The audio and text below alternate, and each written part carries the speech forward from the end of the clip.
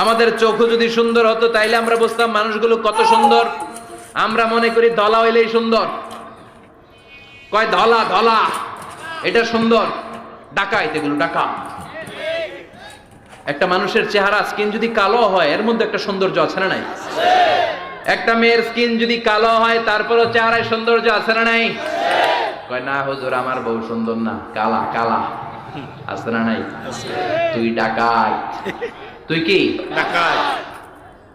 একজন মানুষের চেহারা যেরকমই হয় আপনি খেয়াল করে দেখবেন তারপরও তার অবয়বের মধ্যে একটা এক্সট্রা অর্ডিনারিটি আছে, কারোর সাথে কারোটা মিলে না। সুবহানাল্লাহ পড়েন।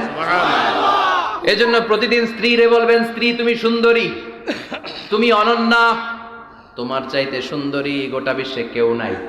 কইবেন না? মুরব্বীরা কয় না, কইতাম না, আগে কইয়া ফেলাইছি। এগুলো বলবেন, এগুলো বললে স্বামী স্ত্রীর মধ্যে ভালোবাসা বাড়াই দিবে কে? আল্লাহ। আমি প্রায় এগুলো বলি, উৎসাহিত করি যে স্বামী স্ত্রীর মধ্যে যে ভালোবাসাটা এটা পবিত্র, এটা জান্নাতি। সুবহানাল্লাহ। এই ভালোবাসা জান্নাতে শুরু হয়েছিল সাইয়েদনা আদম আর হাওয়ার মধ্য দিয়ে। চিল্লা এখন ঠিক কি না? স্বামী স্ত্রী দুইজনে একের হাতের সাথে আরেকজনের হাত মিলালে হাতের সগীরা গুনাহ মাফ করে কে? আল্লাহ।